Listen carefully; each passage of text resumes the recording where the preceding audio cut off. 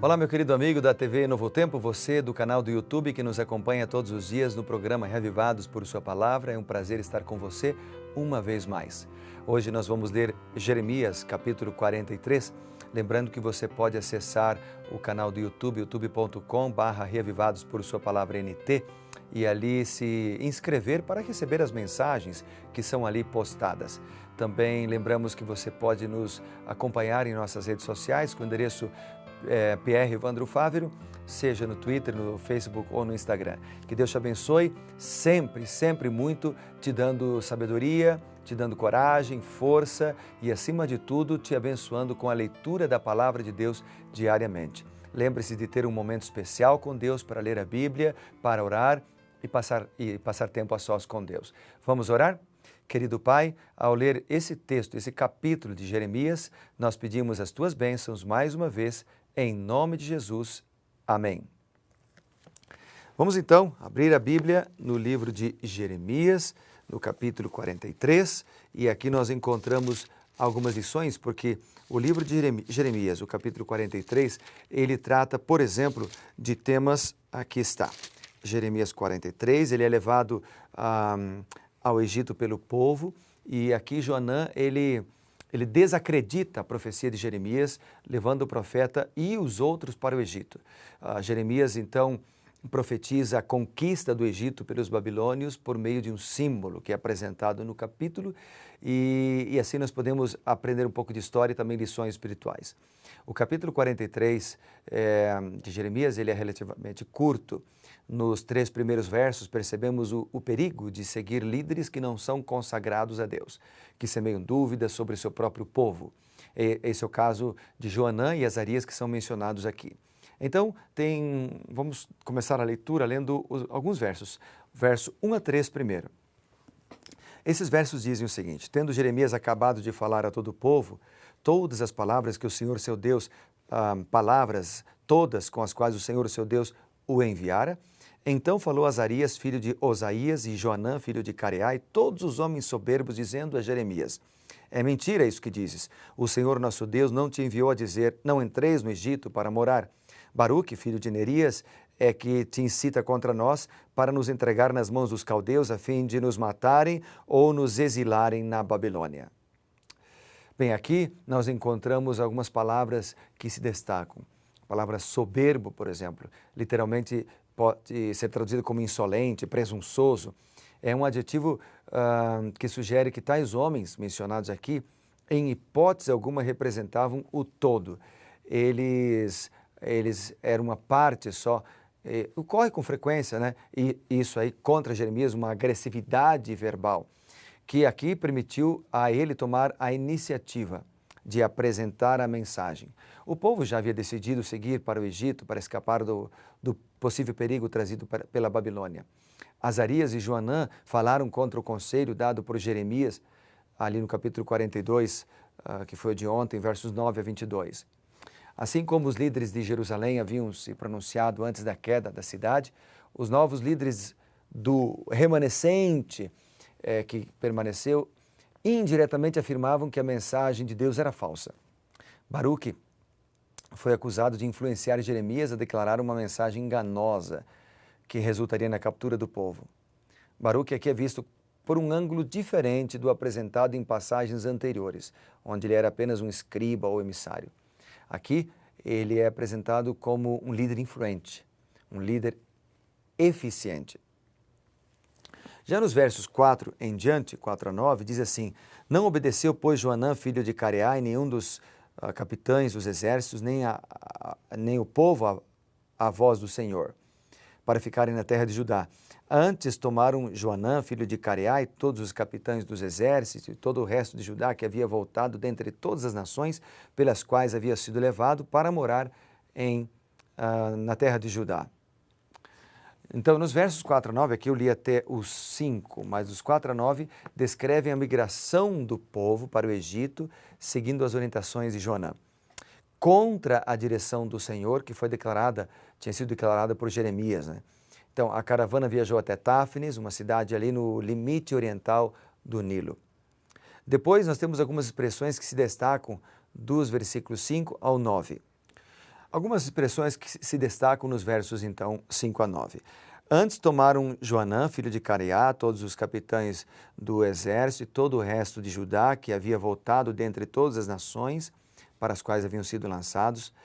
Tomaram os homens, as mulheres, os meninos, as filhas do rei, todos os que Nebuzaradão, chefe da guarda, deixara com Gedalias, filho de Aicão, filho de Safã, como também a Jeremias, o profeta, e Baruque, filho de Nerias. Eles entraram na terra do Egito, porque não obedeceram à voz do Senhor, e vieram até Táfnis. Então veio a palavra do Senhor a Jeremias em Táfnis, dizendo: toma contigo pedras grandes, encaixa-as na argamassa de pavimento que está à entrada da casa de Faraó, em Táfnis, à vista dos homens.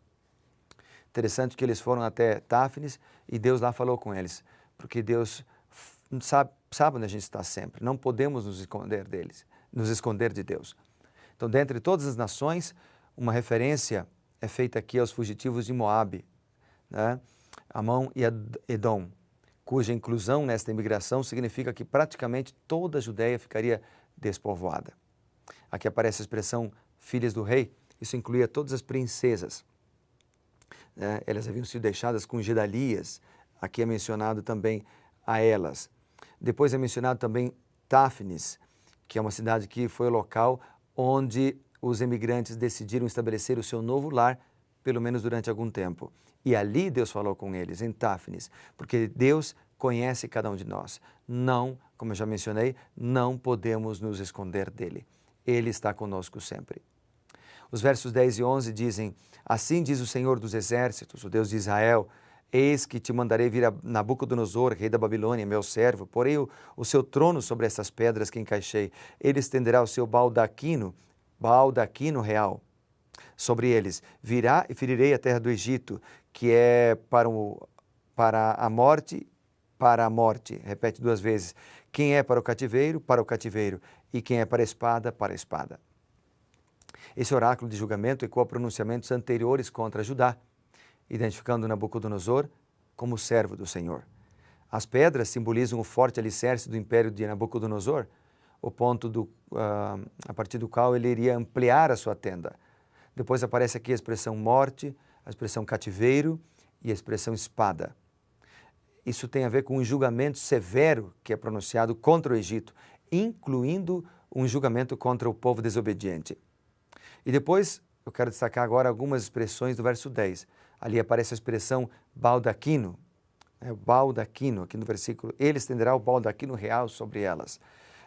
Esse baldaquino é a cobertura de couro colocada sobre a plataforma que ficava aí debaixo do trono, onde os criminosos se ajoelhavam para receber um golpe mortal. Né? Ali ficavam então os criminosos, no baldaquino. E nessa sentença contra Nabucodonosor aparece essa expressão: ele estenderá o seu baldaquino real. A tradução da Septuaginta diz que ele levantará armas contra eles. Esse ponto de vista se harmoniza com a profecia de que quando Nabucodonosor viesse ao Egito, ele seria o vingador de Deus para exercer uma ira contra o povo rebelde. Depois, nos versos 11 a 12, aparecem algumas expressões que eu gostaria de destacar também. O verso 11 a 12 diz assim, acompanhe comigo: virá e ferirá a terra do Egito. Aqui está falando da profecia da conquista do Egito por Nabucodonosor.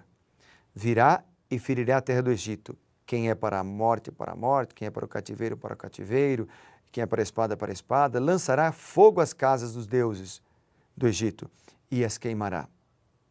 Então aqui nós encontramos a palavra virá, que eu quero destacar aqui. Isso aqui falou comigo, né?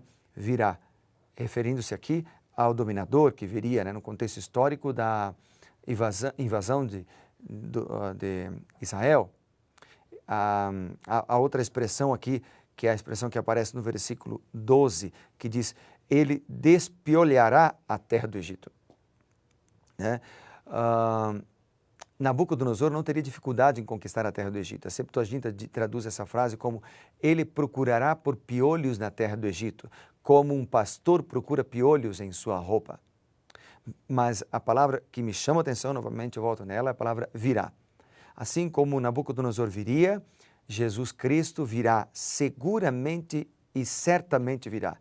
Ele falou várias vezes sobre isso, os apóstolos falaram várias vezes sobre isso, seus discípulos falaram várias vezes sobre isso. Ele virá. Virá para buscar os seus, virá novamente em glória e majestade. Ele virá. E no verso 13 é uma expressão que eu destaco também. Diz assim: quebrará as colunas de Bet-Semes na terra do Egito e queimará a casa dos deuses do Egito. Aqui aparece a palavra colunas. Essa palavra colunas eram os obeliscos onde eles adoravam a Deus, aos deuses pagãos, né? A casa do sol. O que podemos aprender com esse capítulo é que desde o momento em que Deus fez um pacto com o povo de Israel, Ele foi fiel. Ele foi fiel ao povo. Sabe, Ele sempre tentou resgatar para si os infiéis, não desistiu facilmente deles. Deus sempre tentou manter um relacionamento com o seu povo. Somos gratos porque Ele ainda manifesta esse comportamento hoje com a gente. Ele vem atrás, Ele procura, Ele intercede, Ele ajuda, Ele capacita. Não há o que temer. Se nós confiamos em Deus, se nós confiarmos no Senhor, não há o que temer. A minha pergunta para você é: você confia em Deus? Você confia no Senhor? Ou há dois caminhos: o caminho da repreensão e da condenação, como seguiu nesse caso o Egito e como seguiu muitos outros, ou o caminho da salvação? Depende da nossa escolha. Qual será a sua? Vamos orar. Querido Pai, eu quero escolher Jesus. Eu e meus amigos com quem oramos juntos agora, queremos escolher Jesus. Cristo Jesus e sua salvação. Perdoa os nossos pecados, transforma a nossa vida e limpa-nos com teu sangue purificador, pois o fazemos e oramos no nome de Jesus. Amém.